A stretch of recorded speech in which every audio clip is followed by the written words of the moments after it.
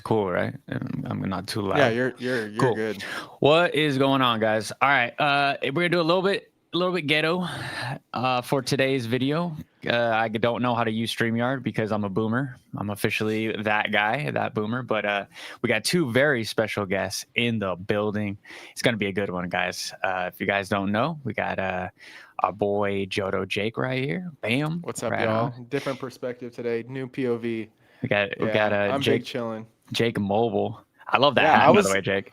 Appreciate you. It's actually Andrea. I kind of stole it from her. Then we got Brandon, my dude. Hey, what's going on? I'm glad to be back on, man. So we are back. So the main discussion was going on between me and Brandon. We're talking about the female full art trainers. I don't want to say the waifu word for most of them, but the waifu craze and why why today's topic is so important, because I think that a lot of people don't think like a crash like that could ever be possible. So I think today we got two dudes that are very deep into the crash possibilities. So I think we got the right guys. I don't know. I don't know about that, but I'm definitely deep into Pokemon. That's for sure. I think Yeah. you Jake, you were like really like tapped in around that like Vivid Voltage boom, battle styles boom / crash, COVID. Like I was in it, but I wasn't like Yeah. it wasn't on my radar like that. So I think you're pretty knowledgeable when it comes to that. So No, yeah. I can give some takes and opinions on the waifu stuff. I also, well, I'll wait. Yeah. So who wants to go first? Should we have Brandon starting off with the? Yeah. Well, I mean, actually, he was I the should original probably- guest. I was just invited like last minute. So Yeah, I texted Jake like literally 2 hours ago. I'm like, hey, bro, do you want to hop on a live at 3, the middle of the day on a Monday? it worked out. It worked out. Yeah. What were we saying, Brandon? So I'll just start off, Henry. Thanks for having me on again, man. It's always bro. good to chat with you. It's good to see Jodo Jake on here as well. This is like really exciting for me because I've always wanted to like have a good crosstalk. You know, I think in the last couple of videos, it got very, like one-sided, but I think having a good conversation, especially with people with different perspectives, helps out, especially helps the audience with kind of leveling the bubble on where we are, where we're going. And what we all see together. So I really appreciate you having me on. Hell yeah, bro. I'll kick it off with just like the opening point of why are we even talking about this? And it really boils down to a lot of people don't understand when all these folks on YouTube are saying, is this a bubble? Is this, are we about to face a crash or something like that when we're talking about the English market? And we have to ask that question, like, why are we even talking about this? Because anybody who started, and if you notice, most of the people that we have now that are either running car shows, that people that are starting off YouTube channels and things like that, maybe they only started in February, or maybe they only started trying to remember the Surging Sparks time frame or November. 151 time frame. That's where a lot of people are surging in or coming in, and they don't really have that history of understanding how the market has a sine wave that things boom and things crash, and that's okay. And people have to understand that that's just a part of having a healthy market.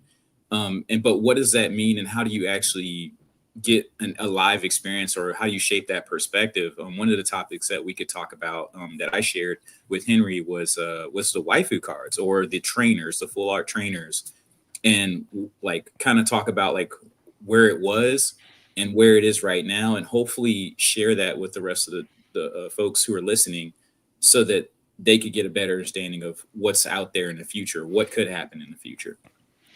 So that's just my opening right there.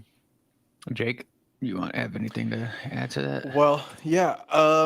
Waifus. I mean, trainer cards aren't like cards that I tend to gravitate towards, but it has been interesting to kind of watch how that market has. Well, I guess that avenue, that lane of collecting has really just went really high to really low in just a couple years. I think it was one of those things that I kind of saw and knew that it wouldn't last. I remember, and what's really funny to me is that I think trainer cards are the best they've ever looked, and they're probably the best price they've been in a long time. We have special arts of trainers now. Like, not only are we getting the alt art treatment of Sword and Shield for the Pokemon, we're getting alt arts for these trainers that include their Pokemon that they train. It's just like they look way better, way better. And Hmm. watching what the waifus did just what 2.5 years ago, Hmm. go from as high as they were to crashing to where they are now. I think it's just a good opportunity for those that want to go after those cards. Scarlet and Violet trainer. I think it's the what's her name? I'm gonna butcher it. Miriam? Um, Miriam? yeah, Mary. Yeah, Hmm. she's extremely cheap right now. But Oh when yeah. Scarlet and Violet first came out, that card was like, I want to say like $300. Yeah, It was it was incredibly expensive expensive in English. in English. And Yeah. I remember, is it Clayburst?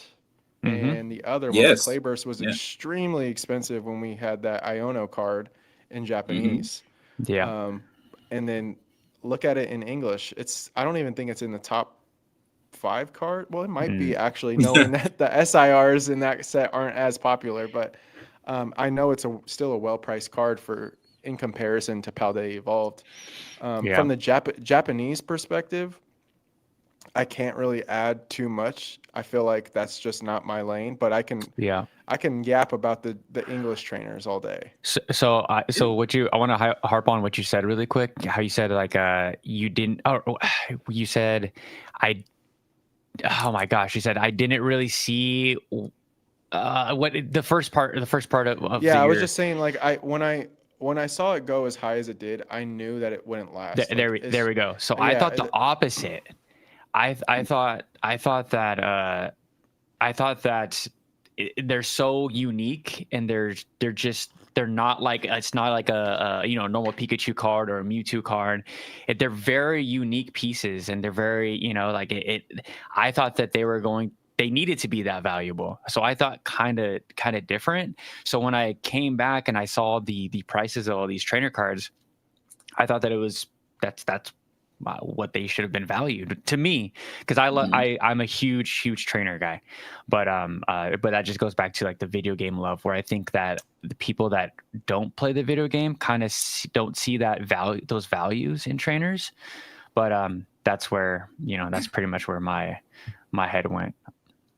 Well, I mean, there's definitely a couple layers if to add on to like what makes a trainer so special in people's eyes. And in the Japan market, a lot of the anime characters, it's not just the waifu cards in the Pokemon market, but in Japan specifically, why you see so many specific, like the female full art trainers being where they are, is because there's actually a fandom of not just Pokemon, but all, like, there's specialized just fan art in general. Hmm. You can go to a store in Akihabara or in Ikebukuro where all they have is just pictures of the quote unquote waifus, Crazy, and bro. they're not trading cards Yeah.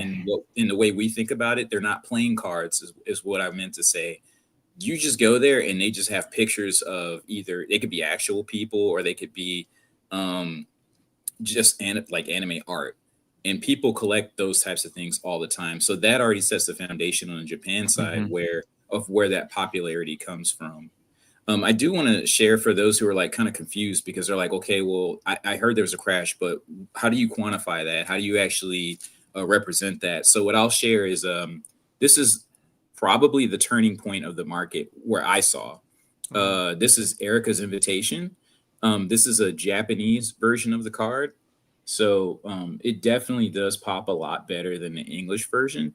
But specifically, what I wanted to share was that this card previously was about Yep. $300. Yeah, literally what I was It gonna say was 300. Yeah. Yeah, Crazy. this is like the box hit. This is what everybody was trying to go for the set, and yeah, this is a prize card here. But you want to see where we are right now? This is what I picked it up for a couple weeks ago.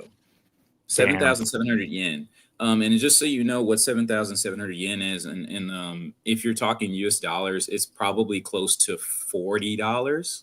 Yeah. So you're talking, it went from 300, and that 300 is probably USD, to $40. That's the type of crash that we're talking about right now. And so why is that important? The question I would ask the audience, and the question I would ask you guys, is, do we think that these cards look good? And you've already answered that question. Jodo Jake hit it on the head. These cards are awesome. They're beautiful. They're more beautiful now than they've been in the past. Yeah. So if a lot of people who are, what would be the word, that are counter to, like, or they believe that this market is going to stay the same, one thing that they'll say is, well, the art's so good, it's got to stay the same price. You can't use that argument, because I would argue that, a full art trader like this should not be dropping in that level, of that form, based on, just a random, market shift or something like that, or a slight adjustment. That is an actual crash there. And that's something that people need to take a closer look at and try to figure out, like, what really happened there. Well, I want to paint something that I think is really interesting, that gives I think it's all perception when it comes to these cards. And imagine we got the Lily's Clefairy from Journey Together as a trainer card. Preach. Imagine if that card was just a trainer card. It'd probably be half the price right now, if not less, because it's the fact that it's a trainer and not the Pokemon. And you can compare trainer gallery cards to a lot of trainer cards, and people still gravitate towards those Pokemon cards, even though they're technically like, they're kind of just trainer cards in terms of like the way they look, right? Like, you change the borders, it's a completely different perception of those cards, and the sentiment changes a lot. Like I was saying earlier, the Vaporeon from, I think, Burn Stars with all three Gary? of them with blue. Yeah. Blue. Yeah. Sorry. Yeah, no, those are fantastic. I just graded that one, actually. Fire. That one's a 10. I have Jolteon, or I have one of the other two, but I wanted to grade them all sequentially. Yeah. Those cards look great. So undervalued. But imagine if those were just like, I don't know, Blues Tactics with that art. You know what I mean? It wouldn't be. I mean, the card's really cheap, but I think the Lily paints the perception, like the perspective of, how perception really makes a difference on these cards. And I want to go back to what I was saying about them being like some of the best looking trainers we've ever gotten. Even someone who does not have any interest in trainer cards, has gravitated to some of these, like the Penny with the Umbreon, or the Giovanni's Charisma with Persian. Some of these cards just look really, really good. And they are I think they're snap buys right now. I think it makes no sense that card Giovanni is like $15-$20 raw, and only in a 10 it's like $125. And I mean, you can buy a bundle of 151 for almost the same price as that in a PSA 10. So like, I think it's like one of those cards that are like a no-brainer. And there's more, right?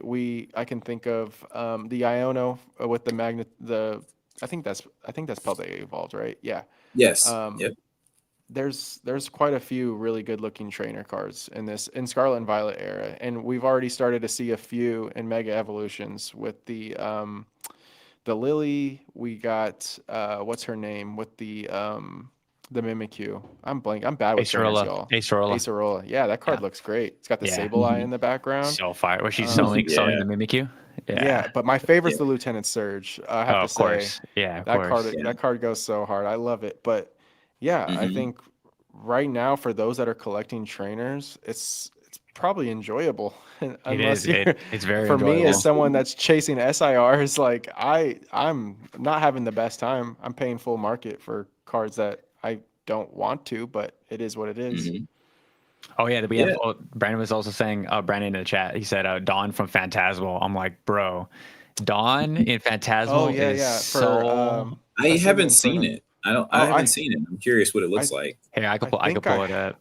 I think I have it. Hold on. Oh, you have it? Hold on. Yeah, I'm grading it for a friend. I'll be right back. Oh, cool. Nice. Yeah, I could pull it up right here. Phantasmal, or is it Inferno X? Inferno X. I'm sorry, not Phantasmal. Let me pull this up. Add I this got to it. screen. Oh, there you go. Perfect. Yeah. Yeah. Hmm, that's Jo- It sweet. looks really good. Don's Johto, right? That's your character Uh, that you are I in think it's Hoenn, or right? Well, Hoenn. it's It's not Hoenn. Is It's it it's Gen not Hoenn. 3? Johto because gold would be Yeah. Johto. Oh, gold is Johto. There we go. Yeah. I I think always it, get yeah, them. I I think always get it's. those two confused. And we're also grading this big guy. Not a fan of this card, but Yeah. it's flashy. Halo flashing, Hmm. huh? And then they also got Yeah. the low punny, the mega low punny. Mm. I don't like those cards at It's all, gonna get Yeah. pumped. This bro. one though, That's cool. I'll never that one too. I think that one's garbage. I think I like. I mean, Just for I full like them arts, better than some of those plain flat full arts, like the regular yeah, full arts. Those have at least the pre-evolution in the background. It's not just a flat color or something like that. So yeah. I'll take yeah. them over the others. No, for sure. But going back Mhm. to where we were just talking about before Jake showed the trainers, what were we just talking about? So we were Oh, talking about how the difference of a label between a trainer card and having an actual like character Oh card with a yeah. trainer in them, and the difference in value in that. yeah.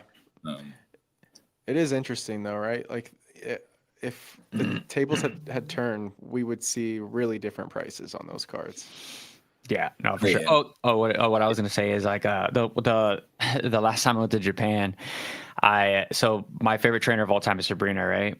And we all know how expensive that Sabrina card was for so long Yeah. in Japanese. I was like, I Mhm. just came to terms that I would never own that card. And Mm. then when I went to Japan, years went by, the crash has already happened, and I went to go pick up that card. I'm like, I think I got it for like $40 Yeah. or Mhm. less, or maybe less, bro. Like, I think it still has the the price on it. What are you saying, Jake? Yeah, I was gonna say there's like one trainer card that I absolutely have to have because it's only. I mean, it's very fitting for me, but it's the Professor Elm with the starters. Oh yeah. Like, Oh, yeah, I have yeah, that one. yeah, I need It's that. around. I It's need that around here. graded. It's It's my. around here. It's so. It's Yes. so. It's so so good. Yeah, it's really cool. Yeah, they don't do that enough. Yeah, that one. Yeah, Like, that it one's would have been great. really cool to see Oak with the starters, like in another card or something like that. But Yeah, I mean they have Oak yeah, and Pikachu. yeah, That's that's the one true. I really like, where he's like offering the Pokeballs and stuff and Yeah, all that. Well, actually, that's a mix of the two, but yeah. Yeah, that's why I was so mad on about 151 is I think they dropped the ball on the trainers so bad. Like, we couldn't have gotten any of the, kind of like the yeah, Cynthia's Garchomp style cards in 151. Like, Hmm. that's where I think they really missed the ball. yeah. Like, I didn't Friends really, and Kanto being like not being in that set is Ooh, actually diabolical. bro. Oh my Like, god, if they had a Friends and Cancel, it would be game over. yeah, Yeah, Speaking of not in a set, and I know Jodo J talked about this too, which is not having a Team Rocket in there for Destined Rivals. I mean, what a missed opportunity. I yeah, got that there's other sets that didn't have it in there, but definitely it would have been something to just tip it over the top, with a Jesse and James in there, and then it'll pay homage back to some of the previous Jesse and James cards. So yeah, I would have missed there. yeah. what it said, this guy is falling, selling everything for printing. Yeah, the just like that's always what I look forward to. I always look forward to these new sets and the trainer cards. And like I said, I'm probably on an island on my own, and that's like one of my favorite content creators, Opossum Bud. Like, he's the one that really got me dialed into trainers, and then OK J Love with like the Japanese trainers. Mhm. But let's see. It's what's so conflicting, or yeah, I would say like contradicting, is that like some of my favorite cards are like the partner Pokemon cards. Like, Mhm. I mean, Mhm. are obviously like from Dark Team Rocket, Dark Blastoise is my favorite, but I'm a big fan of like the Erica's Dragonair. It's one of my favorite WotC Gas. cards. Like, it's Yeah. so Yeah. beautiful. Um, but like just trainer cards by themselves, I'm just not interested in. If they have Pokemon I'm interested in, I'm more I'm more enticed to pick those up. Yeah, it's weird. Like I see the trainers and I envision like myself as a little kid being them, you know. So maybe that's why I have this like connection with the trainers, you know. And I played the games for so long, so I always like have that kind of connection. Which again, not a lot of people care. You know, if you're a 30-year-old dude, you probably don't really have that imagination running through you anymore. But that's kind of why I care about the trainers. I get it. It's You more know? of like a nostalgia Yeah. aspect of like when you were a kid playing those games, you felt like you were that character. And you're Exactly. just, Exactly. reminiscing on And that. and if I could Totally add, get it. like we talk about the next generation a lot in our conversations, and one of the things we have to think about is there is a new show. So with Pokemon Horizons out, and with that new crew of folks that people are watching and following, there are trainer cards with those characters in them already, and a lot of that stuff's not looked at, but there are opportunities where it's like it's not fully dead, it's just dead for the previous generation of Ash and all of that type of stuff, and now we're moving Yeah. forward to the new guard, as I would say. Yeah, for sure. Yeah. I love the Horizons. Horizons is great. What were you saying, Jake? trainer cards could totally be reignited in terms of value. It only takes a card or two for it to happen. Like we were just talking about Friends of Kanto. If something like that happened, or Friends of Johto, or I don't know, just the right, I don't know, perspective of trainers, and the right set of trainers, it'll go crazy. Like it Mhm. absolutely would. Yeah. And let me share, like, so this is one of my favorite cards, and I know you're gonna have some side things that people should be looking out for purchase, but I'm gonna share this because when people talk about trainer cards, normally they don't actually look too deeply into what kind of cards are out there. So what I'm showing Oh, is there's an opportunity for you guys in the trainer market, as far as, hey, yeah, it crashed, but what's the opportunity? If you're a Pokemon person, and we're talking about a lot of trainer cards that have Pokemon in them, this is the Sun and Moon Cynthia card, and it's got a shiny Lucario in the background and a Garchomp in the Crazy. back as well. Like, come on now. oh yeah, I And forgot and this is the Lucario's in best that. this is the best time to get this card. You know what I mean? Like, this Mm-hmm. is because this card was astronomical in price before. So yeah, you can't beat it. Two all-star characters in the background with a Cynthia in the front. I mean, and they're shiny. Yeah, all day long.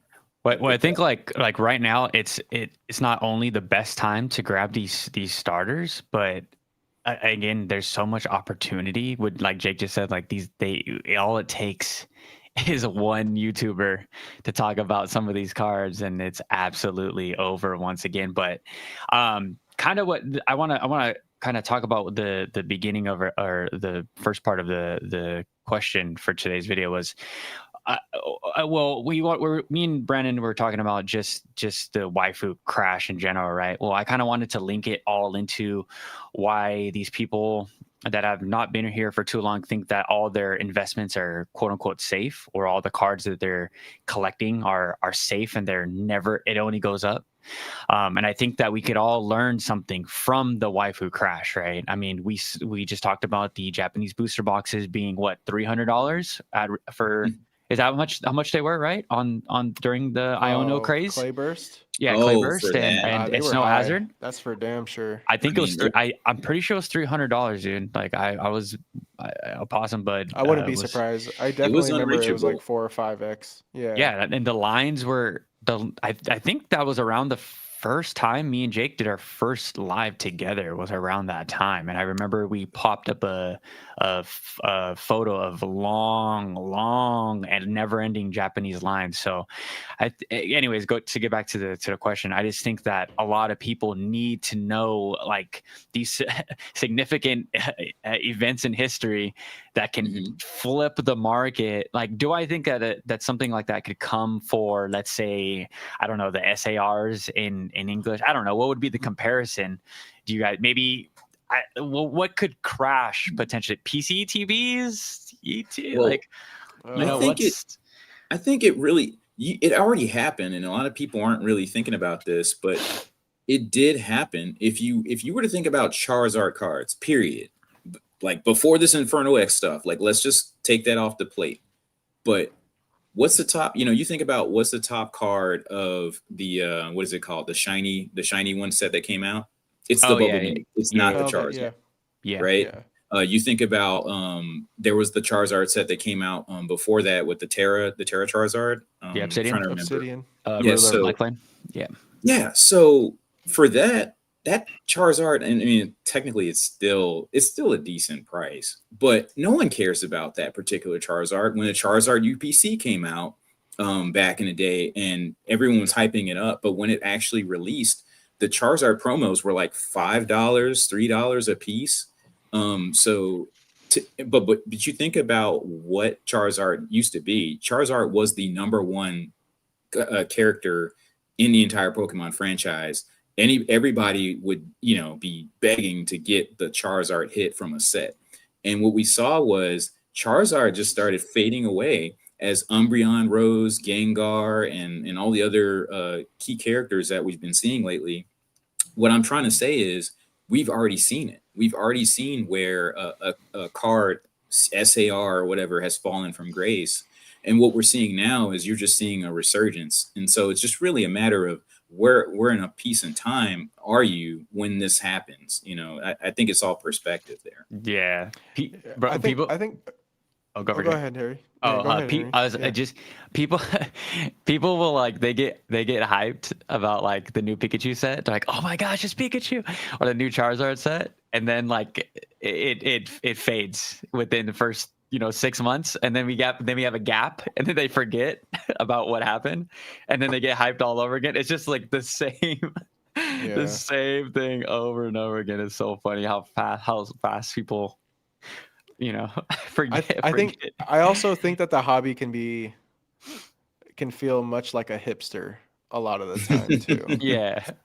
And a lot of people have a hard time thinking for themselves in this hobby. That's why they do gravitate towards YouTube for like opinions and takes. But also, I think that Umbreon took the light because I don't know, like that the Umbreon VMAX just really is the generational base set Charizard. It just is what it is. Regardless of how you feel about it, that's Mhm. the population in terms of how many of those are graded, the price point, how much that card gets talked about. It's the new 10-year-old's Charizard at this point. It really is. Yeah. And going back to like where we've seen this happen before is illustration rares. We had a crazy hype train of illustration rares where people started to think that these cards were being treated like crypto or meme coins. Like it was actually like diabolical. I remember Drowsy in Scarlet and Violet was a $3 card, $3 in English. So when I saw it jump to as high as it did, I was like, there's no shot. Anything that goes that high that fast will come down just as fast. For sure. Mhm. And the unfortunate part is though, like this goes back to perception and your entry point into this hobby, and it's really crazy how the hobby just starts to it, they start to believe in it to the point where it actually becomes a reality. Because Drowsy's not going back to $3. It's not anytime soon, at least. I don't even know what it's going for now. It's got to be like a $30 or $40 card. Yeah. $30 card. Yeah. Yeah, and I mean that's half of its all-time high, but that's still exponentially higher than it was at its lowest. And that's the unfortunate reality. And I've picked up trainer SIRs while they were cheap. They're still really affordable for anyone that is interested in picking up those cards. Now is a great time because all it takes is one content creator and they take off one short. Like we watch this happen time and time again. We've seen it with the Marshadow recently. We've seen it with the Solosis. Like this the thing about this though is that the more these things happen as quickly and rapidly, they lose a lot of their strength and flavor fast. Yeah.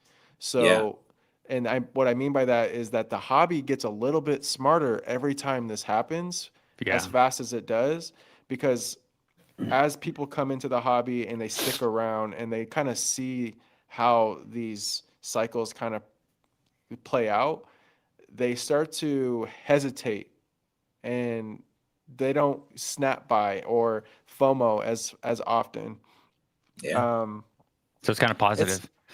Yeah. yeah, no, it is. I think you just have to.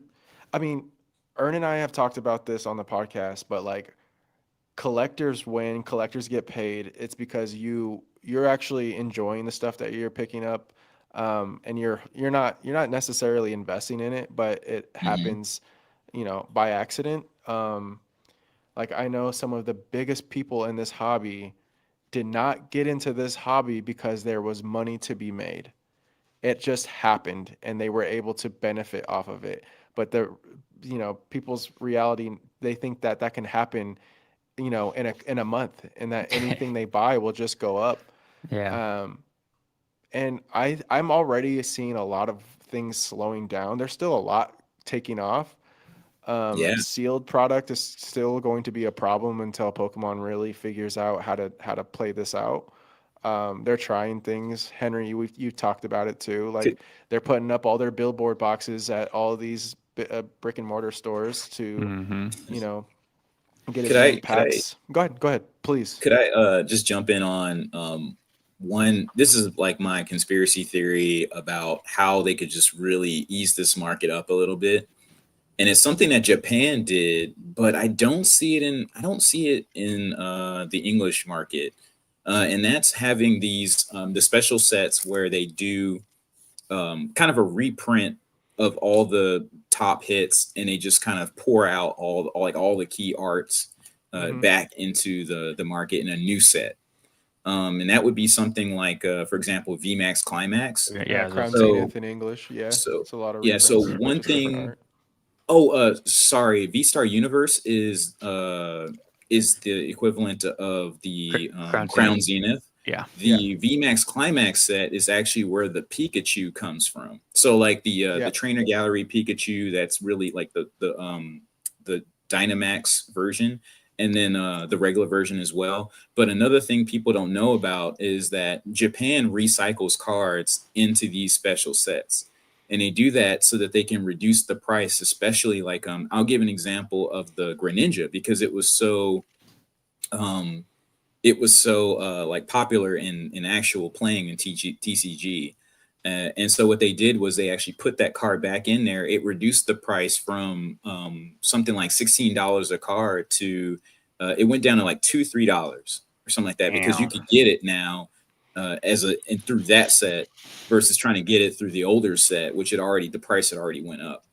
Don't get me wrong. Like, I think that there is, now that I know people are huge stamp collectors, so there is a difference of, okay, well, that one came from this particular set, but it was the exact same art.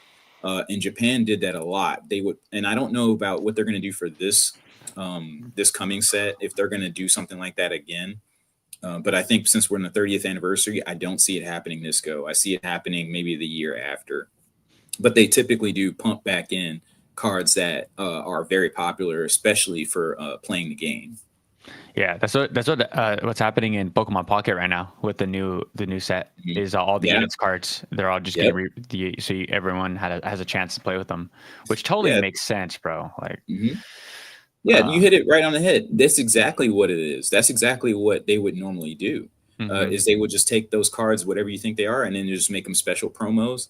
And what that does is that would just flatten like the entire thing out. I'm not saying that this is something that I look forward to, but I'm just saying that that is a way to assist in leveling the playing field for those who want to collect the art. I just think that Yeah. Pokemon International just doesn't care. Like, there's just a No, and level of they like ignorance of just like they don't care if they get it, if the cards are in the right people's hands. They just want the money. I mean, me and Brandon talked about last time about like just the waste of those collection boxes.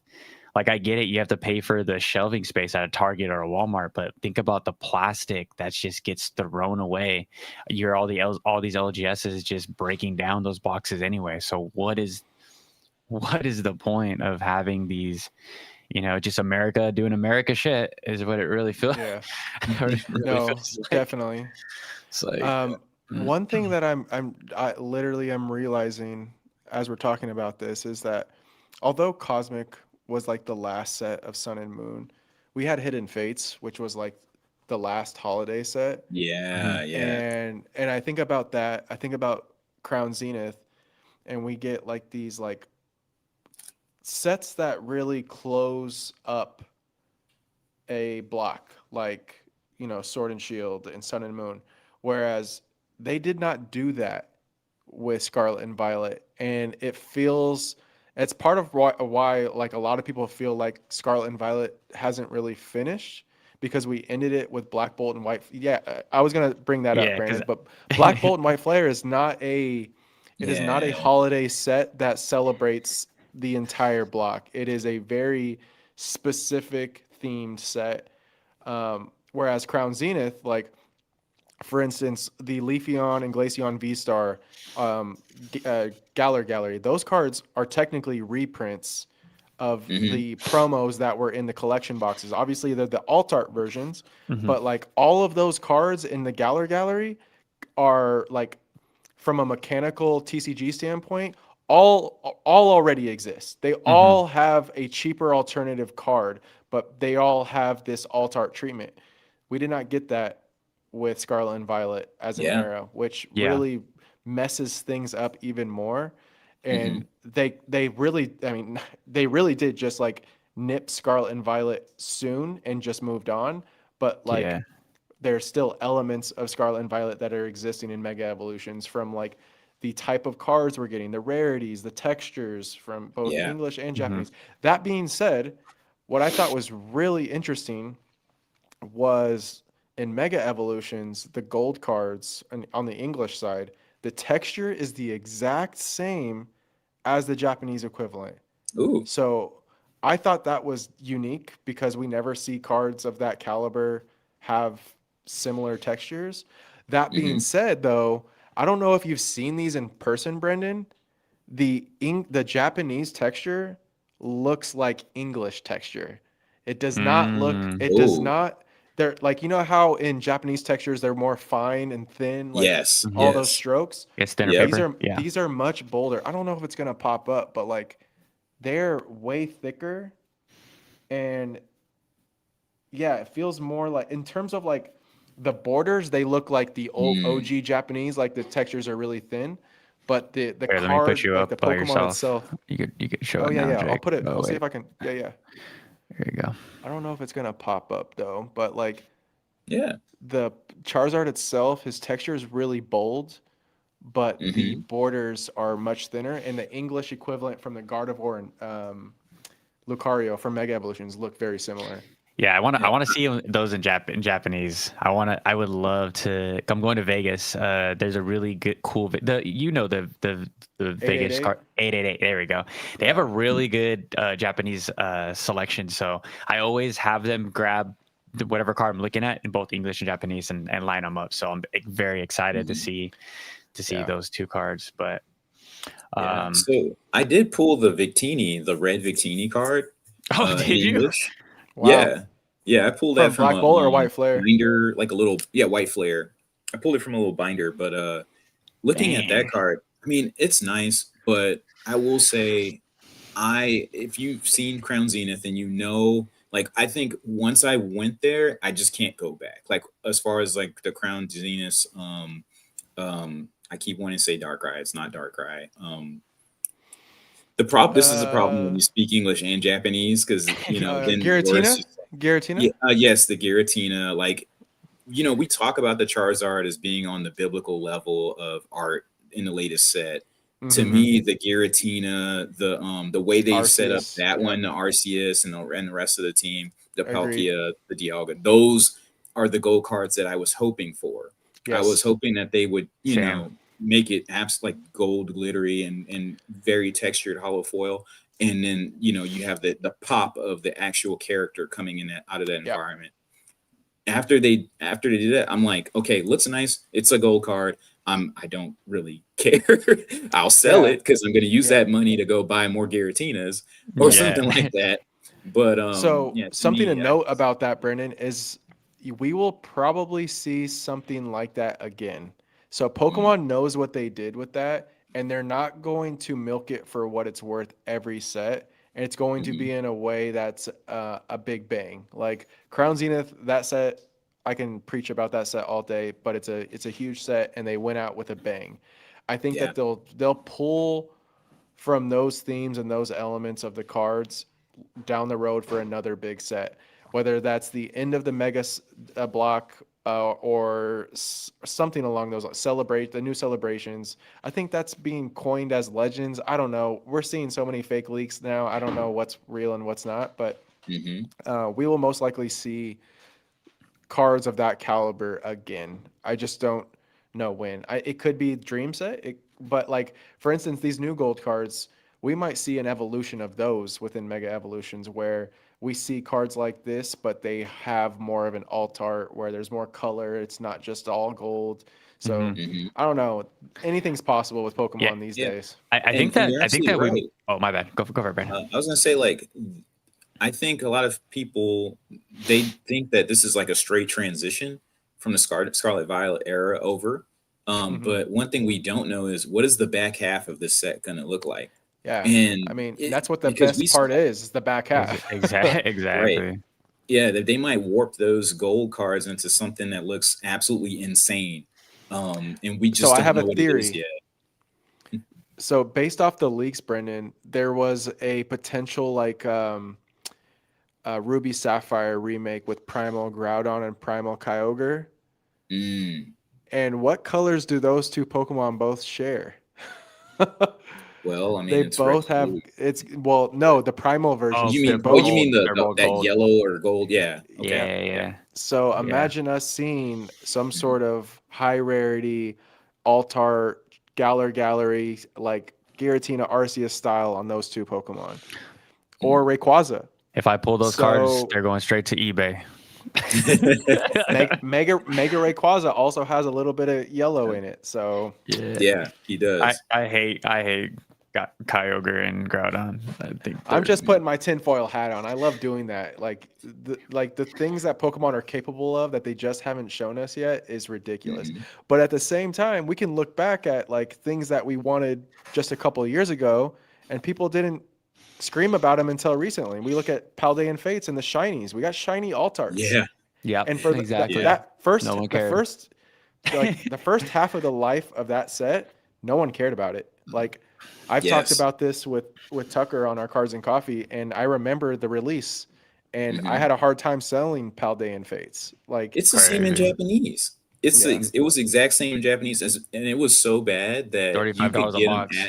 You could get them at market for a long time. Like they were saying this is something that was unreal for in Japan for this particular time, was to be able to see like stacks of 15 boxes of the same set just sitting on the shelf ready for anybody to buy with no limitations. Yeah. Because just to be honest with you, in the Japan market, they restricted post VMAX Climax. Like after VMAX Climax, that was when we started to get like way more tightened up on the Japan side with how many limitations, how many boxes you could buy and stuff like that.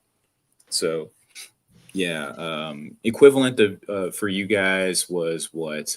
Well, I mean, there's like, honestly, you can't really perfectly match VMAX Climax because it's got so many different sets in there. I didn't even realize it. Like, because like those Pikachus are from Lost Origin. Yes. I forgot. Like, I think VMAX Climax has like Umbreons too, right? Like the Karen's Umbreons, the trainer gallery. I'm pretty ones? sure. Yes, I'm pretty sure that one is in that set. But it's like a hodgepodge. It's a hodgepodge. Yeah, that's literally the word I was going to use too. Yeah.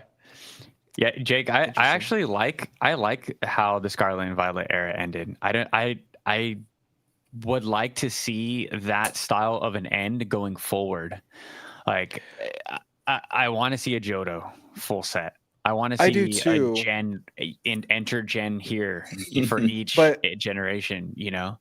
I I think that's where it should go, instead of just like this huge combo play of of the best of the and best. And I love Crown no. Zenith, don't get me wrong.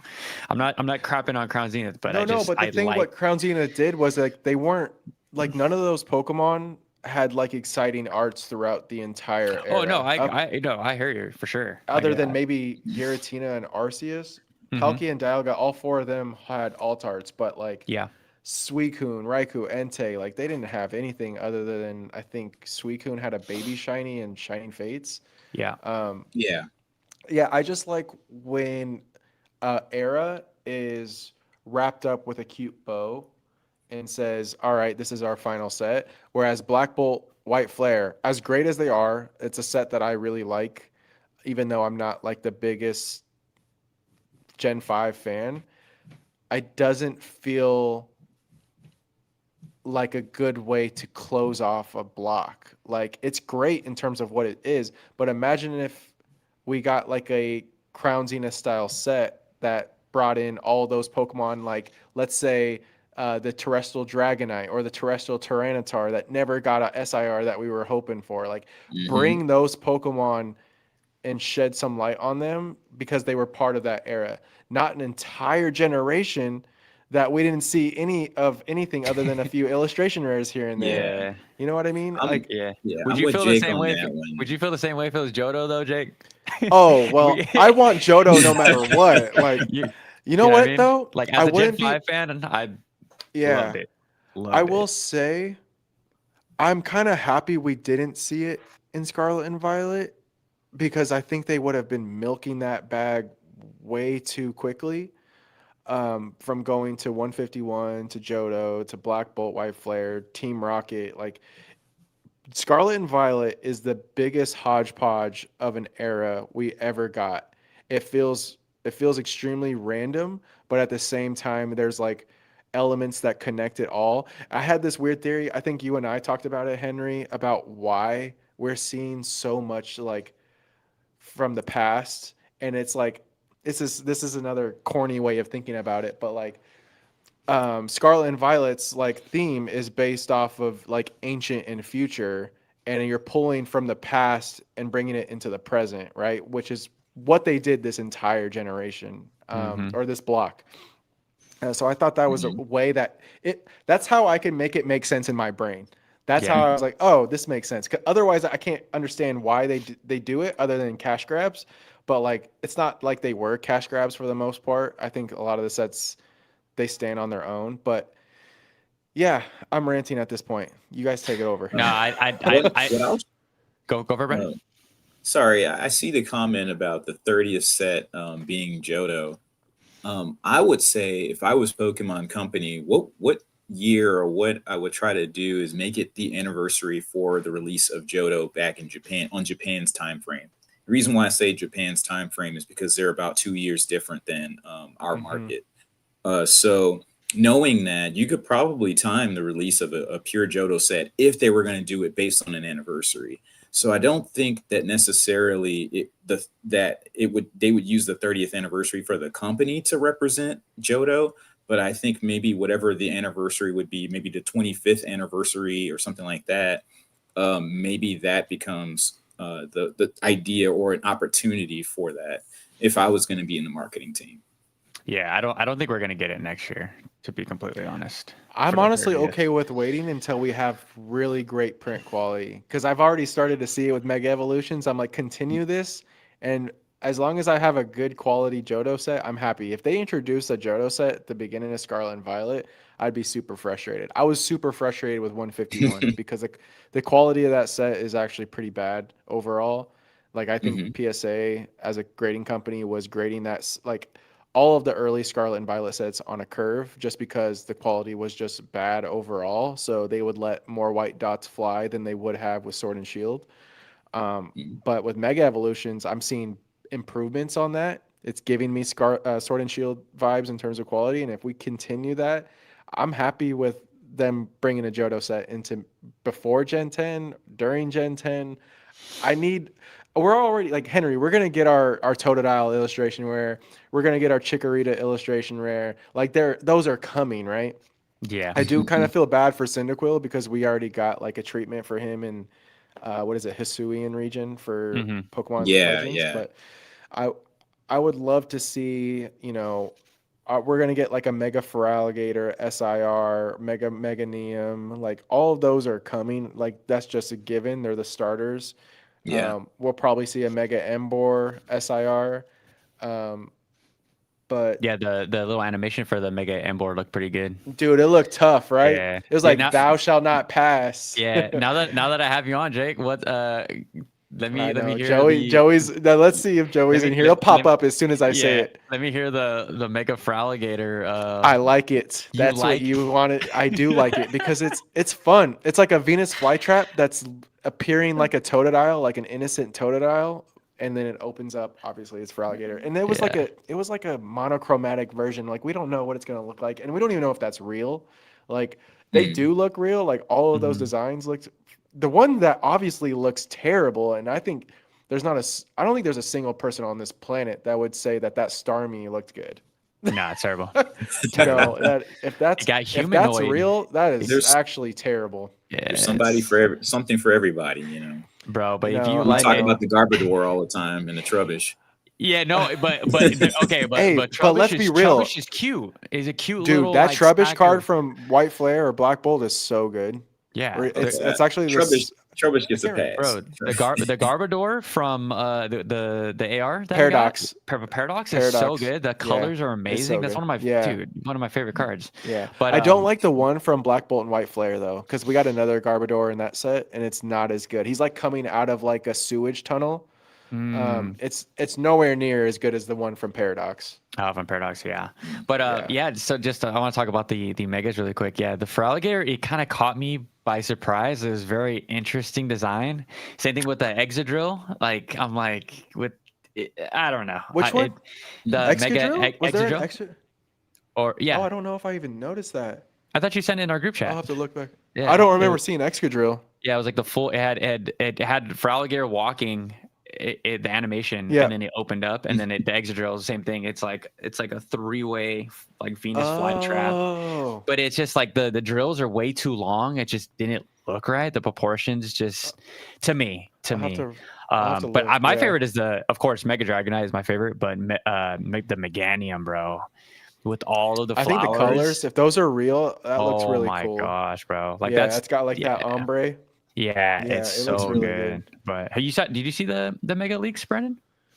So I've only seen a handful. So I just Yeah. looked up the Excadrill, and I don't know about that one. It's crazy. I kind of I'm gonna frustrated pull it up. about the Pikachu because I want to love it, but I need to see it. I need to see it in actual like live play for the X Are and you talking Y. about the Raichus? Or sorry, the Raichus. I need to see them live or like in gameplay or something because the photos I don't really understand how they really look or how they really act. I think that there's supposed to be a personality difference in the two, but I can't really from the photos I can't really tell like how I feel about them. So I'm just gonna have to wait for some more art on them. Yeah, me and Jake debated those two puppies. I like. Yeah, I'm a big fan of Y. Like we talked about this, Henry. Like it reminds me a lot of the Gorochu. Yeah. Gorochu. Yeah, nah, Yeah, I was listening as you guys were talking about that, and I was like, yeah, it's definitely that beta, right? Beta evolution look, Sure and looks I'm like all it. for it too. Bring back all the betas if you ask me. Oh, for sure. So let's kind of talk about the last part of the question for today's video. So why is it important that we remember history of the waifu crash?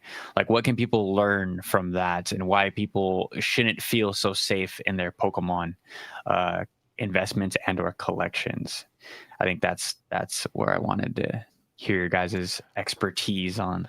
I think it's more so just like a lesson of being mindful of what you're buying. Like, be as confident and comfortable with your purchases as you can. If something 10x overnight and you're about to hit click purchase or buy now, take a moment of pause and think about, is this price going to be here a month from now when there's more copies on the market?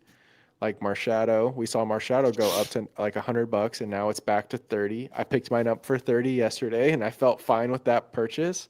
So it's Mhm. like things like that. Like you look at trainers, you look at them now, I think for those, and I'm sure Opossum's loving that market right now in terms of most of the trainers, especially in English. I don't know what Mhm. they're doing in Japanese, but like they're so cheap. Like for the most part, like that Erica is crazy that it's that cheap still. Yeah. Um, I think Bro, the English one is still relatively well priced as well. Yeah. Um, So yeah, I'll jump in on as far as how I see, as a collector, because as I was going into in your mindset about, or as your comments about, we should be ready as a collector to, when we're paying that price, are we paying that price because we think it's going to 10x? Are we paying that price because, well, yeah. some YouTuber said like this is going to, go up and it's going to go to the moon and all that type of stuff. We got to buy right now, and all that FOMO. Are you buying it for that? Or are you buying it because you're a collector? And so, like, I'm a good example of, I do bring up a lot of cards that I win on, supposedly win on. But I do want to share that, like, I've got 3 binders full of trainers, and I've got a whole bunch of trainers that I bought at the peak of the trainer hype. But you know what? I don't really care, Yeah. and that's one thing a lot of You people have have to be it. ready It's done. for. Yeah. it's Yeah, done. It's is done. Yeah. I'm collecting for me. I'm not collecting for the market watch or for whatever to tell me what the price of my cards are. I'm collecting because I love the cards. I've got a whole like Misty section. I've got all the like first gen gym leaders and all of their cards and stuff like that.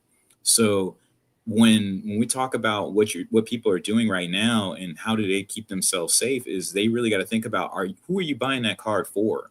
So are you buying that card for yourself? Are you buying it to sell? And if you are, you better be ready to sell as soon as you see that number get to a healthy price that you're used to. We talk about the stock market, and a healthy growth would be 8% over a year. I could tell you could probably hit 8% with a lot of cards in a couple weeks. Are you ready? But are you ready? Are you in position? And if you are in position, it's time. Maybe it's time to move some of those things that aren't close to you, so that you can get into the right position. No, for sure. If I could talk about one thing, as Yeah. a pro tip for everybody, because we talked about people are buying cards for the price. They're not buying cards for the beauty of them and the collections. And going into trainers, there was a whole trainer gallery full of cards from previous or 2 generations past now that they're sitting at very healthy prices. And we talked about the Umbreon, the EVs and stuff like that have blue on there. Beautiful, beautiful cards, and still very healthy prices. And I bet anybody that has them in their binder, there's no one who's going to be like, "Hey, why do you have those cheap cards in there? Like, why aren't you, going out there and getting, those bubble mews or whatever?" Everyone's going to be like, you know what, that's some great art that you have right there. And whether it goes up, whether it goes down, it doesn't matter. I bet you somebody still wants those cards. People are still going to be looking at them for years to come. Yeah, like look at the Gengar from Lost Origin, the trainer gallery. Like, bro, Yes. that I don't know if you guys have seen it lately. It's like a $62 card. What? Yeah, yeah. Oh It man. was at like 30 something, and now it's like a Oh, $60 gotta love card. it. Same thing with the Charizard with Lance from Lost Origin, or Yeah. Leon. Yeah. Leon. It's Leon. Leon, Yeah. yeah. Leon. That's like Really? a $20 card. Yeah. It was I like mean, a those dollar. were $1 to $2 Dollar. cards all Yeah. day. I mean, But they're not hard to pull. no. Yeah. But I mean, what's I know. like? I Lost wonder Origin what they're. pack price. I don't I even wonder know what what they're they're going going. for. Yeah, I wonder Yeah. what they're going for in a PSA 10 right now. You Oh, know. I'm Well, pretty sure that Gengar is pretty expensive. Yeah, because Yeah.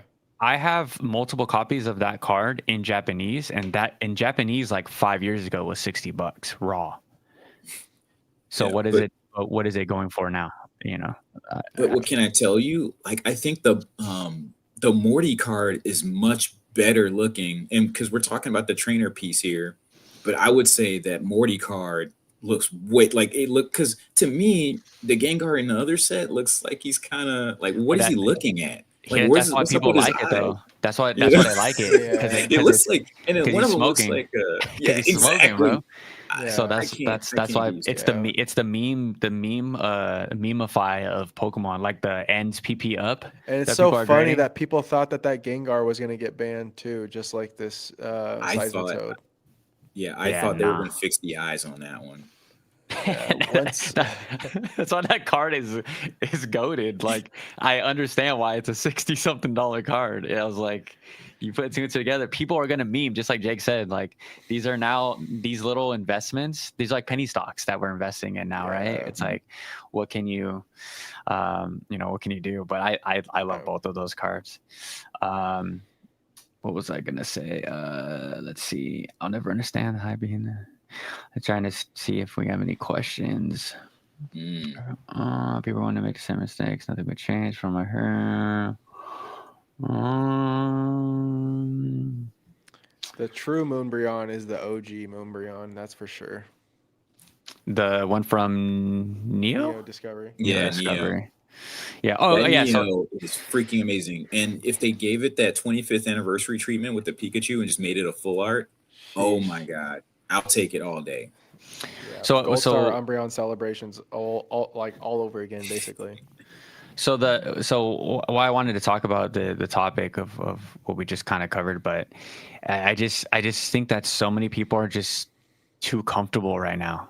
You know, they're just spending money that they don't have. They think that they're top dog investor because they check their, collector or shiny app every day and they see it go up, like Brandon said, 5-10% a day, and they think that like we're going to need flash crashes so people can get brought back down to reality, I feel. And I think that's what a lot of people felt with the Japanese female full art trainers. Like I remember possibly covering some of those cards in a 10 and seeing where they're at now. It's like, bro, you've literally lost your ass. Like, Yeah. But I think sheeps need to be that's slaughtered, that's the risk of chasing hype, I think. For sure. Yeah. But that's what we're at right now. That's what it feels like the whole hobby is just hype. Yeah. Yeah. To me. I mean, you guys can have a different perspective. Yeah, no, I just think it's hard to agree only because the art just keeps getting better.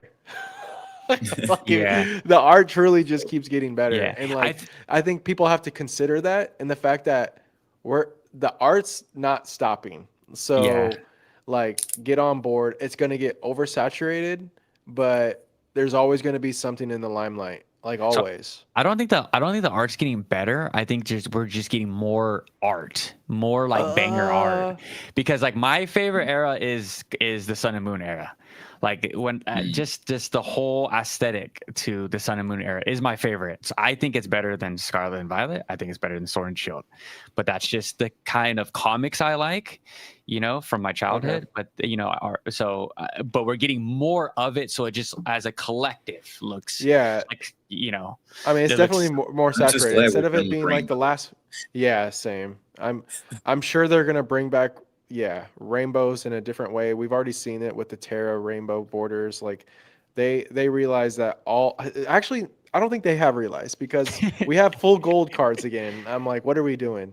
Yeah, we've been here, done that. I don't care if they're harder to pull. They're nothing special in my opinion. But I won't say that because even like I said, like the OG Umbreon is the better Umbreon of the two. But like I think by better art, like we're getting some way more dynamic and unique perspectives to Pokemon that we haven't seen before. Like this, I'm not a Charizard stan. You guys know that Blastoise is my favorite Pokemon. Mm-hmm. So if I talk about Charizard in a positive light, it's rare. But this Mega Charizard from Inferno Phantasmal is hands down the best Charizard card we've ever seen. Biblical. Like it has the entire evolution line. It has this like yin yang, like orange and blue, like I don't know, color palette. It's phenomenal. Do you think It's they kind of missed an opportunity there with the whole mega line? They should have gave the first one to. I mean, it is kind the of a Y. mega. What was that? Were you Yeah. talking about like the Yzard too? Uh, yeah, no, I'm just saying, like, I think it was a kind of a missed opportunity to have, like, so Mega Gardevoir got the Yeah. line where it did Oh yeah, Kirlia, yeah, yeah, and yep, I yep. think that should have been Venusaur, and then we should have got Blastoise on the last one in some type of all three. Blastoise Uh, could still be coming. He does have a Mega, and I better hope to see him in this damn block. But Yeah, mhm. they did kind of do it with the Venusaur, just not in a single card. you're right. So You're right. like, You're Yeah, right. he You're right. You're was yeah, right. we in the got the back of the yeah, Lucario fighting. Yeah. Yeah. Yeah. yeah, but like we got the Mega Venusaur SIR that has the Ivysaur and the Bulbasaur too. So like they did it, they just didn't do it in a single Yeah. piece Yeah. of cardboard. Mhm. That Gardevoir card is growing on me, bro. The Mega Dude, Gardevoir, it's I've dude. stood on I business. It's the best card from that set. I want to go that far. It It's is good. nice. It is. It's It good. is. It's good, but Mhm. it's starting to grow on me because the The evolution colors go lines. crazy, I know bro. I haven't seen one in person. I haven't seen the Japanese copy in person. You're Let gonna me be correct myself. you're getting pulled in as soon as you do. What's that card Um, doing in Japanese right now, Brennan? I- Is it sub Um, you 60? know, I don't know because I was only there enough to see what they had on the shelves when I was in Japan, and then once I left Japan, that's when it started to become a little bit more popular. The Gardevoirs in particular, those were bought out. The Lucarios were what I saw on the shelves the most, or like their sets, and then Venusaur. But Oh no, now that I'm it's thinking back it's a on it, $200 card. in yeah, now I Japanese. didn't. I think people are Yeah, just buying and holding on that one, so I didn't really 180, Oh see it in a yeah. while. 180. Oh, Yeah. I see one buy it now for 140 on. He's like one. Oh Oh, well, no, I see $100 one. Oh, that's Korean. If you want Korean, there you go. oh yeah, perfect. I'll be in Korea soon at the end of this month.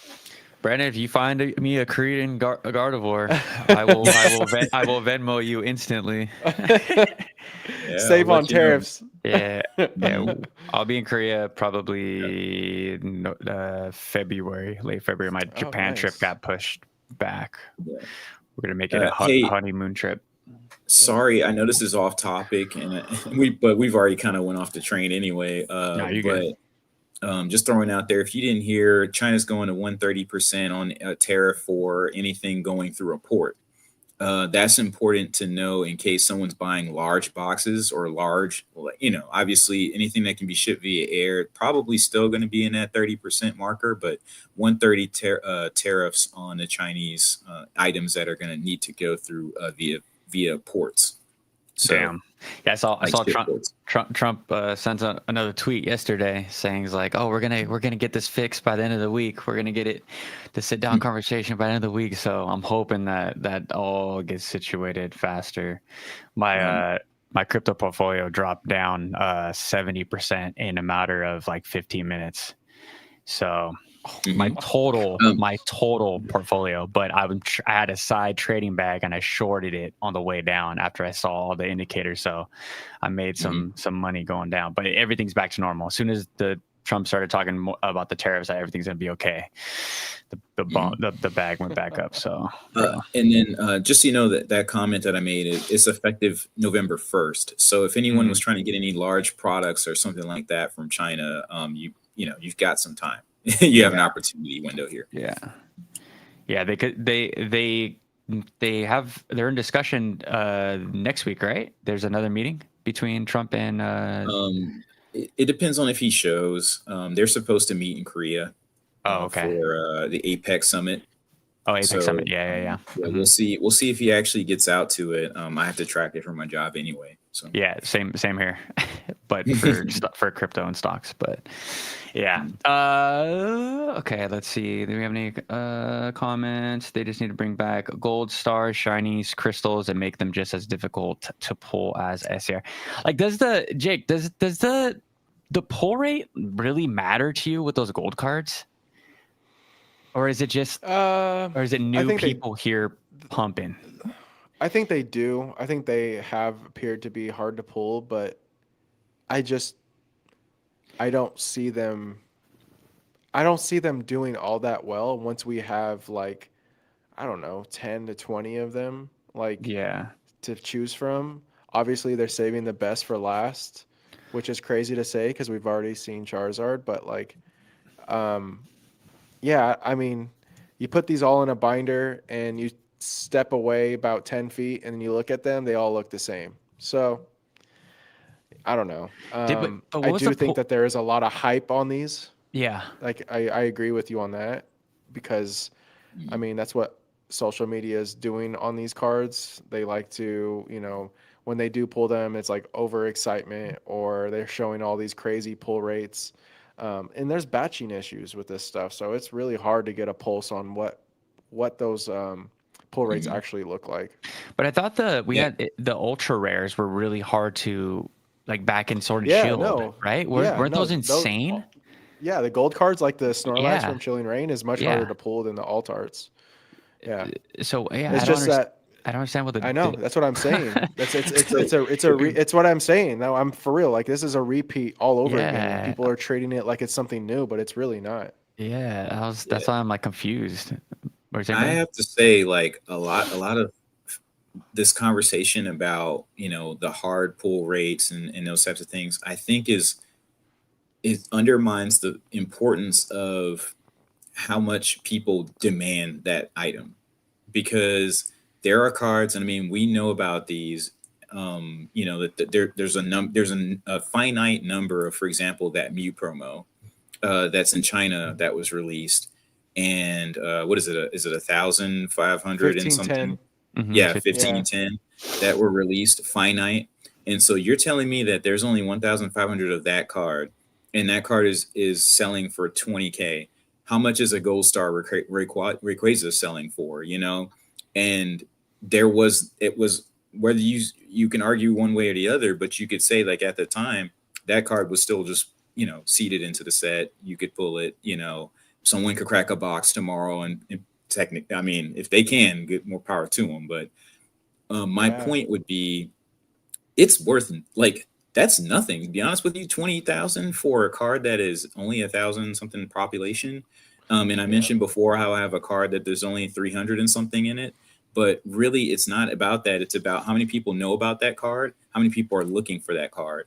And what we're going to find is that we're in a market now where people are going after what is it what is it the not the Boba Mew but the other one. The Solosis? Solosis, Yeah. the So Booger if they're Mew. going after that and their demand is so high on that card that is, you could probably find that one from someone's garage or something like that. Like, yeah, the Booger Mew, sure. Yeah, I think Um, about it. This is a dark way of putting it, but if mhm. you have a bunch of ants on the ground and you drop a crumb here, they all go after it. And then as soon as you Yeah. drop another crumb, they'll go after that one.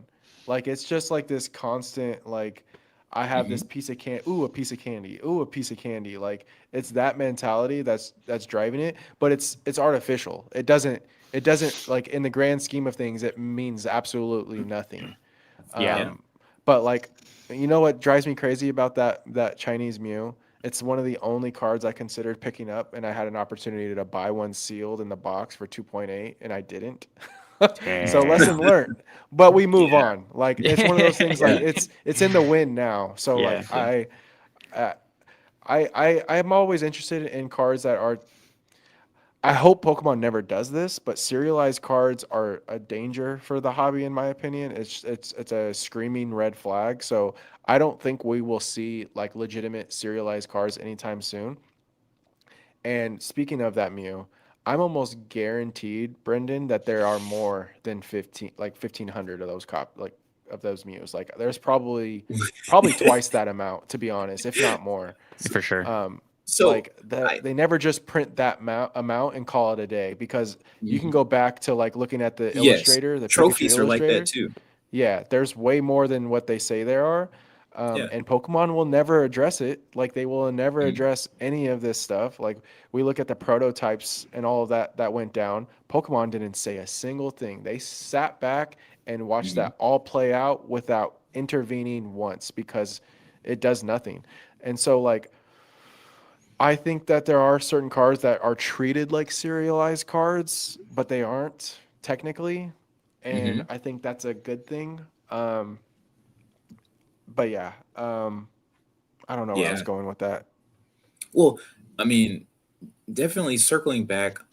Yeah, totally agree. There's going to be more than my thought when I was laughing was not that for a Pokemon company printing more than what they said that they would print, but more so that I mean, we know that they're going to produce a whole bunch of fakes, just like how, and you talked about it in the corporate history type of situation as well.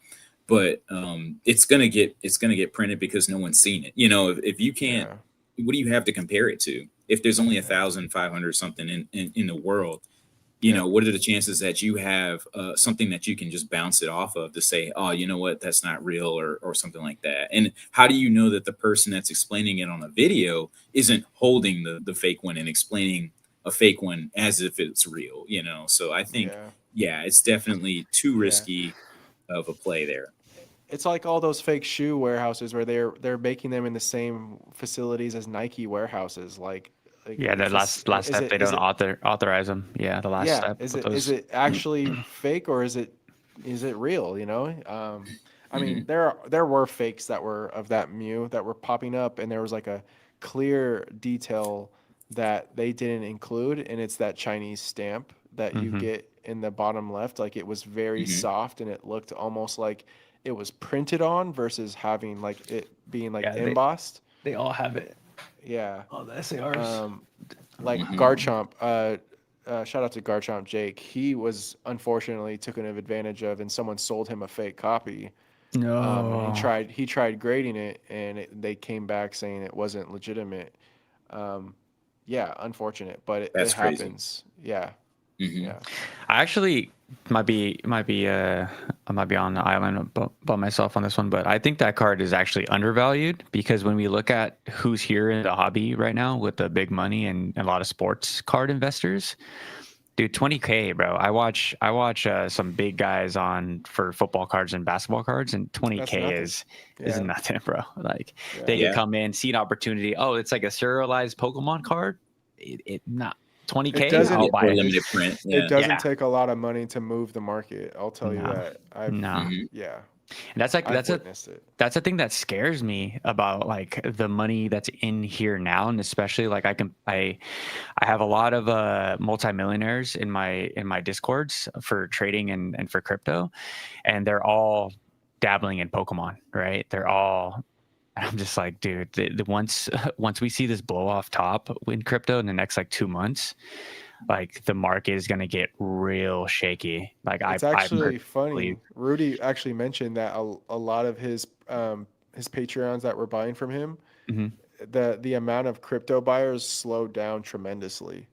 Yeah. Like from Hmm. so like there's a yeah, so like he noticed that like there was far less people buying in crypto from him. Um, these most recent like The offers or crash. deals he was Yeah, the doing on crash. Patreon.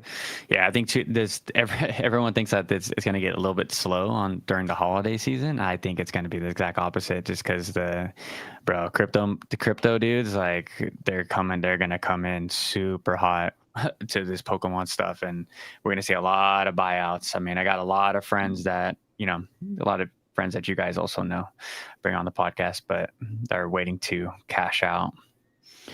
But it's gonna Yeah. be this this man. I want this year to be done already, so we can just start fresh into this new New era. 2026 new era. Let's just like Scarlet and Violet. Like as much fun as I had, like it's like low key stressful. The hobby just seems mad all the time, and I mean, me and Brandon talked about it on the last live about working, like working for your money and or to rotate into your collection, but it just seems like a lot of work is going on Yeah. on my end too. I'm sure you're probably filled with work from Pokemon all the time, Jake. Like like this hasn't been a slow down time for you, like Yeah. I mean, one I'm trying to one second. sell so much more, dude. Like now, like I'm just sending stuff to PSA constantly. It Hmm. seems like with the PSA offer system, like I can't scream it loud enough that Hmm. if you want to like make money on the side in Pokemon, now is a good time to do it and like recalibrate your collection. Look at things that you're not as attached to and put them into things that are, you know, more of interest to you, or like bigger chases that you didn't think you were capable of, you know, collecting just because they seem so out of reach. Uh, Yeah. those gaps are kind of closing to a degree, but they won't be here forever. So I don't know. Like I brought two cards because I did a big trade. Henry knows about these. I traded some cards that these are two cards that I wanted in my collection for a long time. Um, so I did some really big trades at a card show, but this is the PSA Jeez. 9 Neo Discovery Espeon and First Ed. Um, what's really funny is that this was the second card I got. I uh, I traded for something else at the table across from this vendor, and it's this guy. Damn. There we go. The Moonbryon. A Yeah, The it's the real true Moonbryon. Umbreon. Moonbryon. Yeah, so this is the Neo Discovery First Ed. This card is one of my favorite cards of all time. Masego, this artist, also did the Red Dot Alakazam from Expedition, the Mewtwo from Expedition, as well as the Blastoise, which is one of my favorite cards of all time. Oh my And they God. also Yeah, did the that's Skyridge beautiful. Gyarados, that creepy one.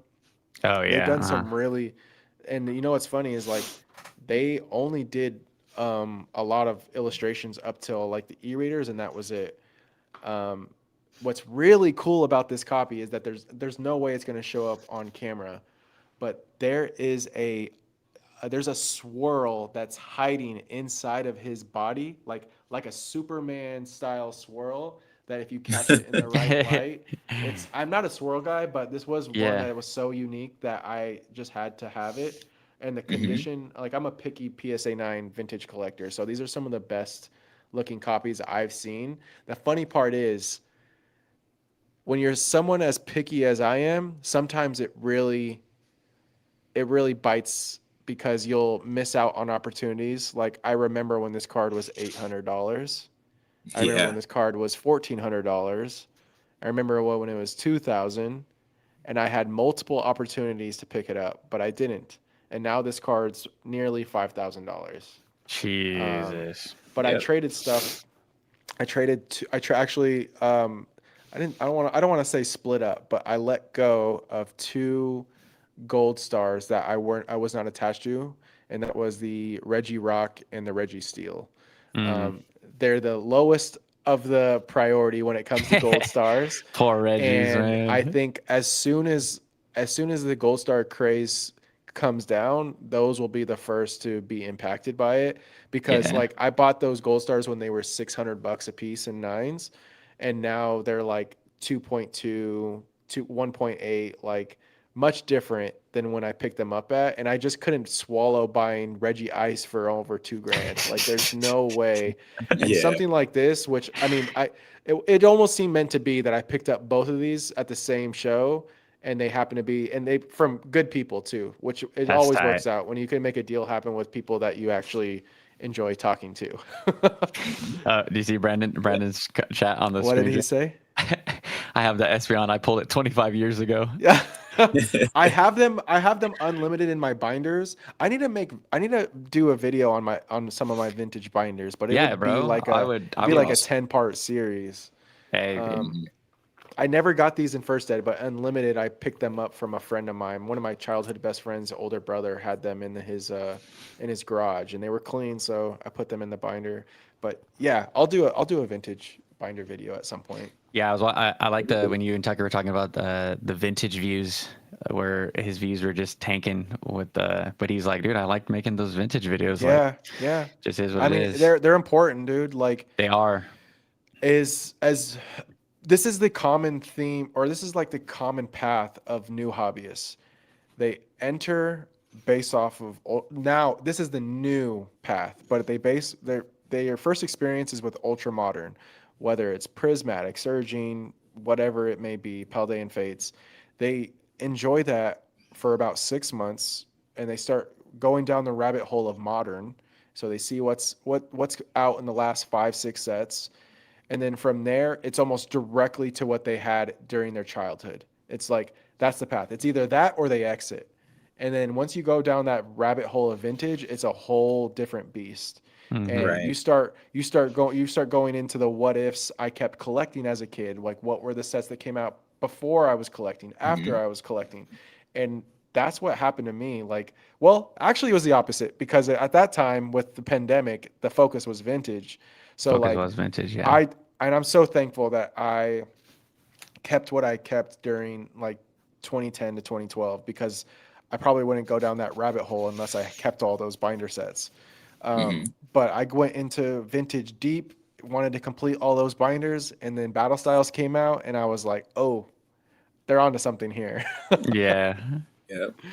Um, yeah, I could highlight that, this comment about like vintage and diving deeper, and looking at how modern cards bring people back to some of the things that they used to see as a kid.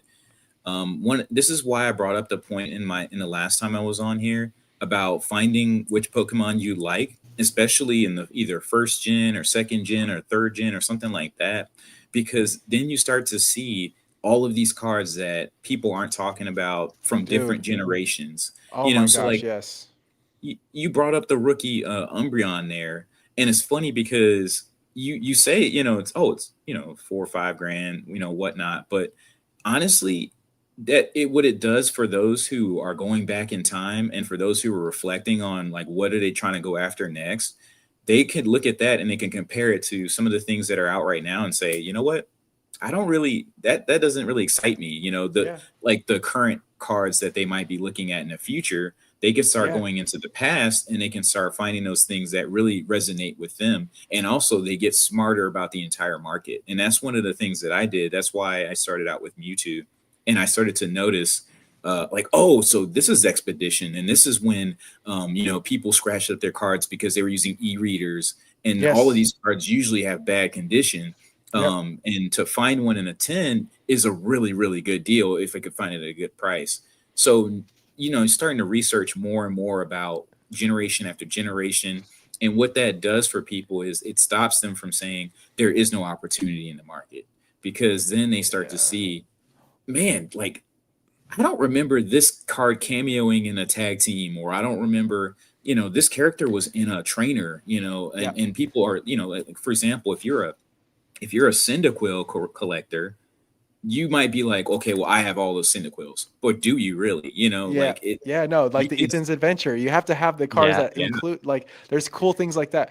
I think that's really important. Is like as a collector, you dive into the rabbit hole, you get into the trenches of like everything about that hobby, and that's what really creates that joy. I think a lot of what social media does is just forces things down your throat and makes you like subconsciously believe them. And that's just like what you like is what they like. And like there's always similarities. Like I love the new stuff. Like don't get me wrong. Like I'm a big fan of alt arts and special illustration rares and illustration rares. Like all that stuff is I love it. Like I'm in this hobby partly because of that. But like I always go back to all the old stuff. The coolest thing about being in this hobby, if you actually do some digging and you start getting into everything and anything of vintage, you'll still come across cars you've never seen before. Yeah. Like I Mhm. literally last weekend, I was watching a video from Top 10 Pokemon and he highlighted a Squirtle from Platinum that I had never seen before, and it's illustrated by Fukuda, who Mm, illustrated all of the Gold Stars. So I'm mhm. looking at it, and I've looked at the Feraligatr that Fukuda illustrated, and I'm like, these are the what if Gold Stars if they ever made these Pokemon Gold Stars. And I always thought that's Yeah. really Mm, cool. You can go look at all of Fukuda's other Pokemon, and you'd be like, just imagine if this was a gold star card. And there's just like I don't know, there's cool things like that about the hobby where you can be in here as long as I have and still come across like stuff you've never seen before. People like Rusty, TCA Gaming that are still in this hobby to this day have still coming across stuff they've never seen before. Um, yeah, bro. yeah, I Let me love show that you stuff. my realization to those to exactly what you're saying. This right here. This Yeah. Dude, this the Raichu Raichu is so good. with that pattern on the back. Yeah. Diamond Pro, right? Diamond It's Pro. like Who's the cracked ice. illustrator on that, Henry? It is Illustrator. cracked ice, it looks Oh, like. Cracked Ice is 2010. I have it in Japanese. It doesn't say their name. There's no artist on It here. will. It will. Oh, It's probably Illustrator match. Oh, Yeah, that card and then this card I never saw before in person. Yeah.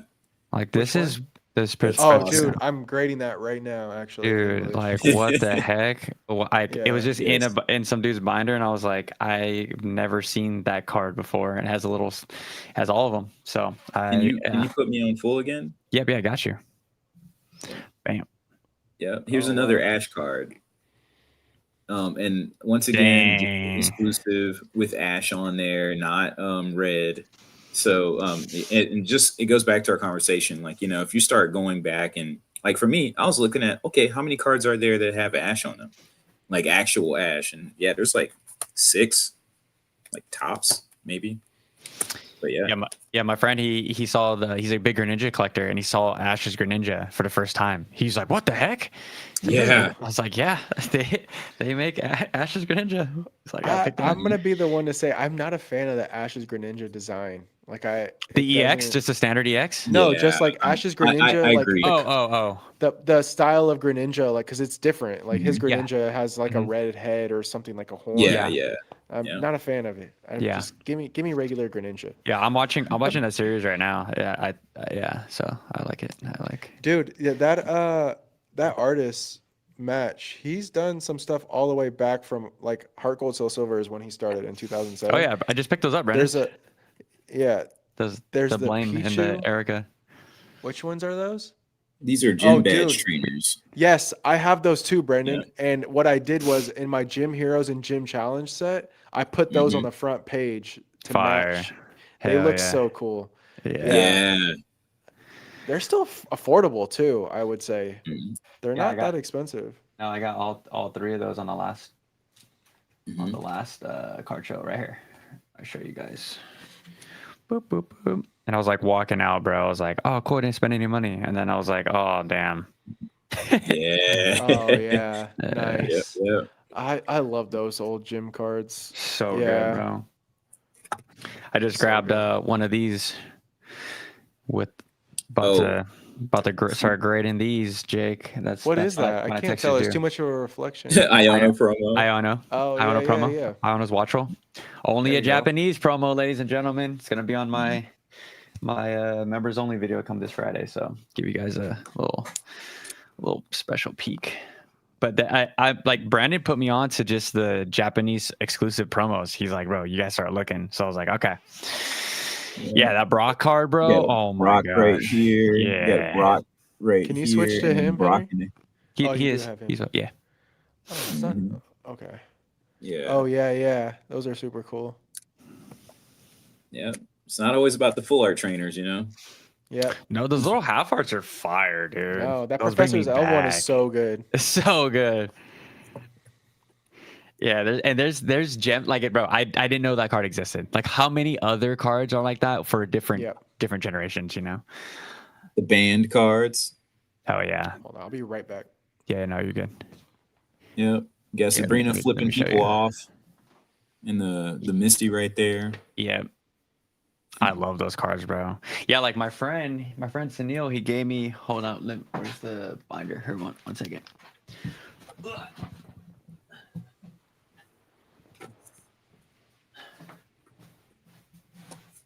So he gave me these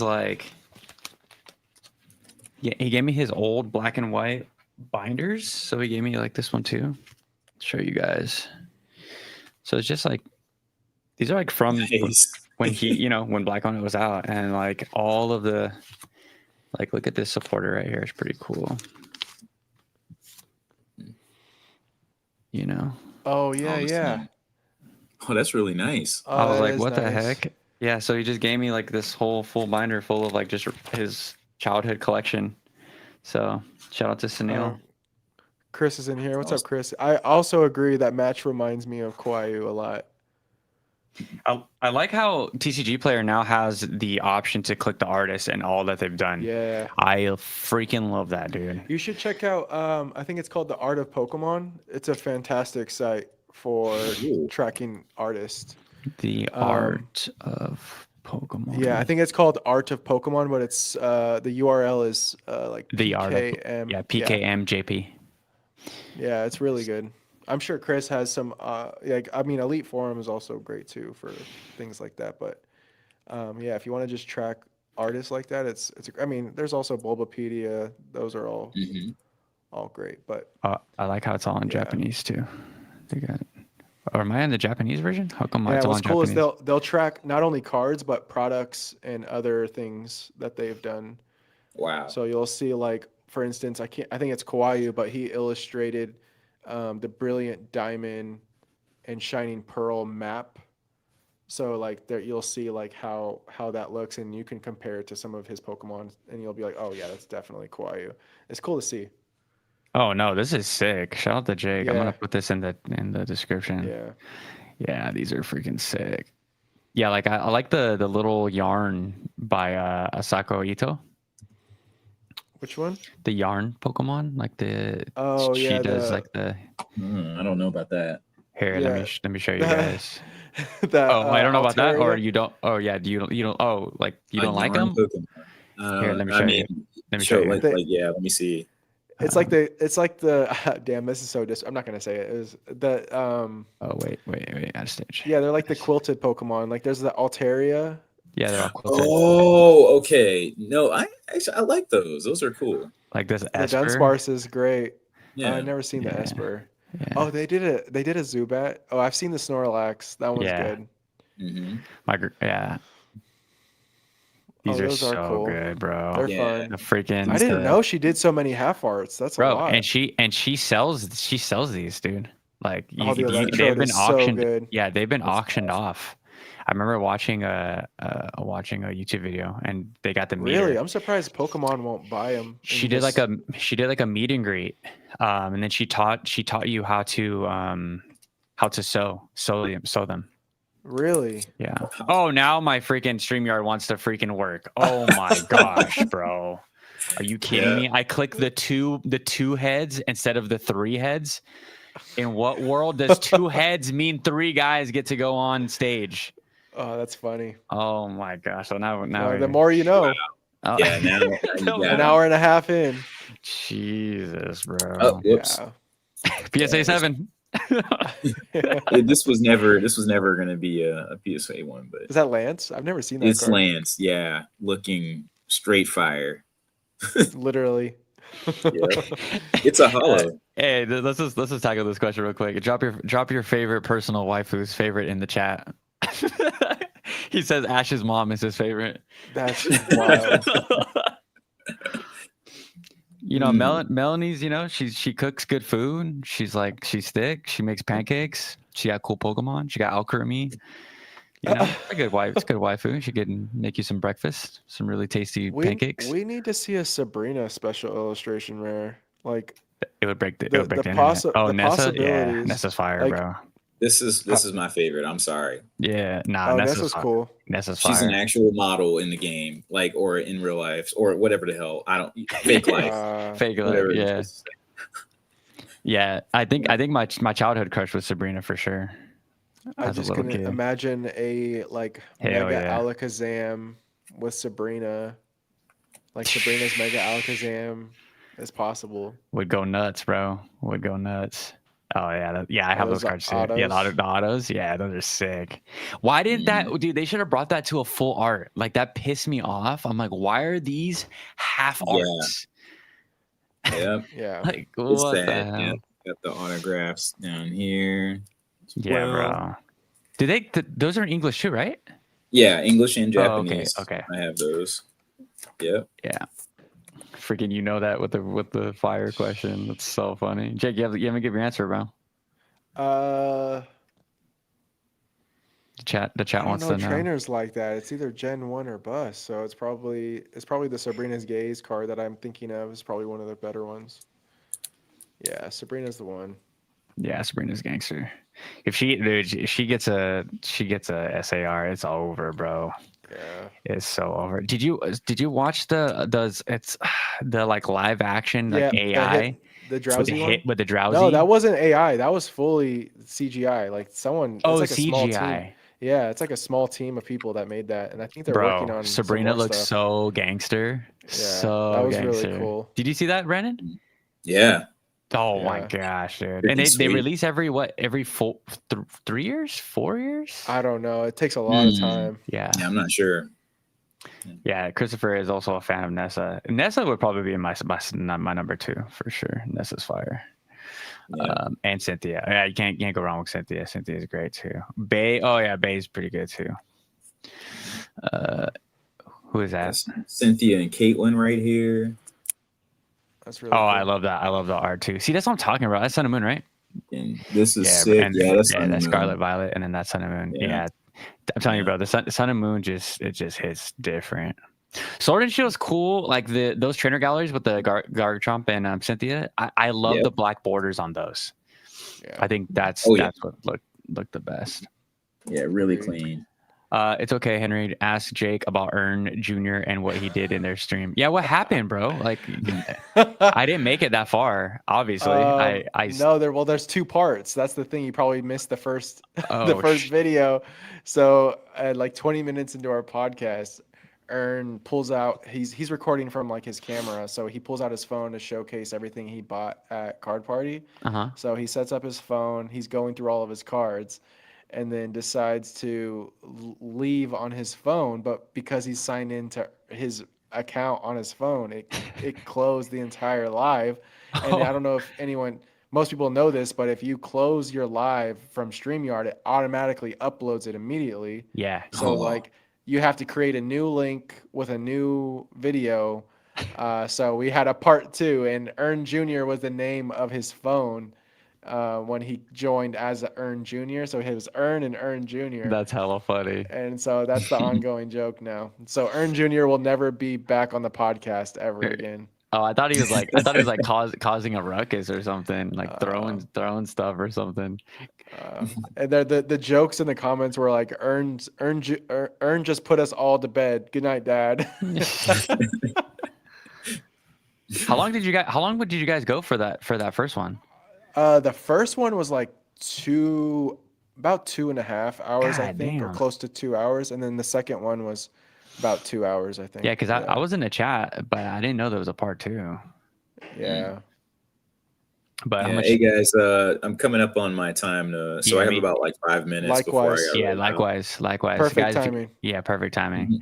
I got to do my Japanese market watch before I've been slacking on my other YouTube, my music production YouTube. It's been not getting upload, so I told myself I got to start uploading again.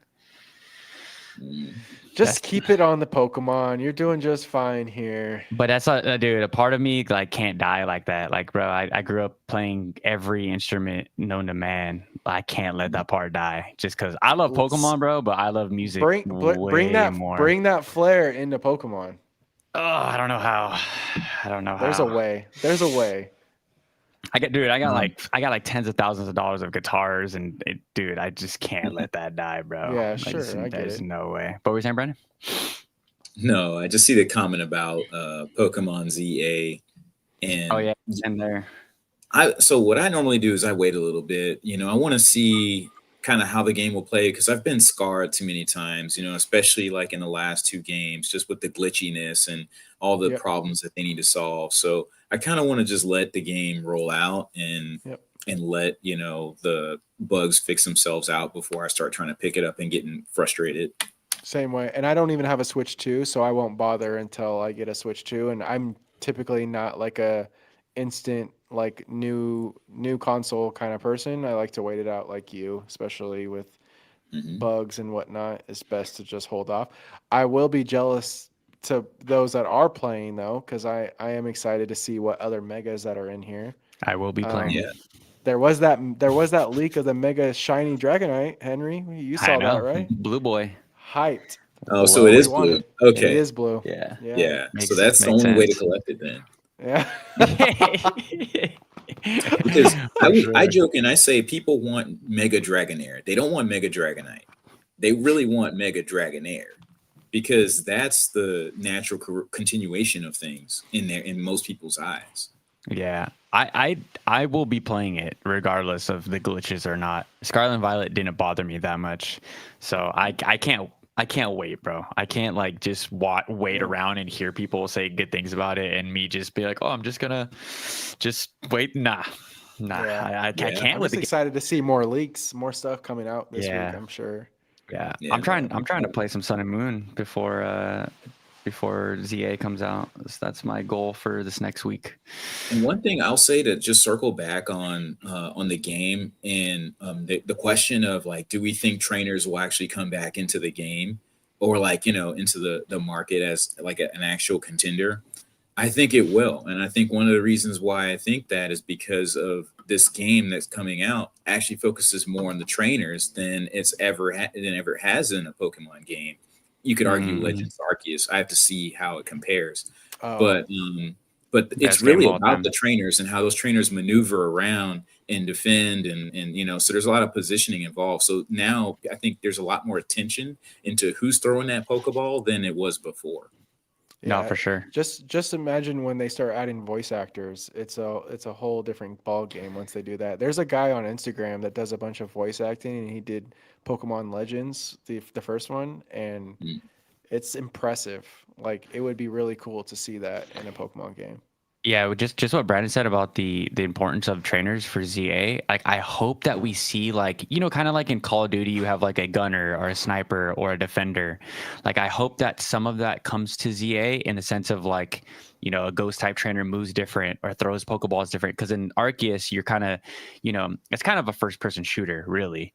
So I'd like to see some of that kind of into Zia, but I don't know. I'm all I haven't really seen, but people in the chat are saying that people already playing it. They're saying great things. So I cannot. What are we? 9 days of 7 days away? 9 days away?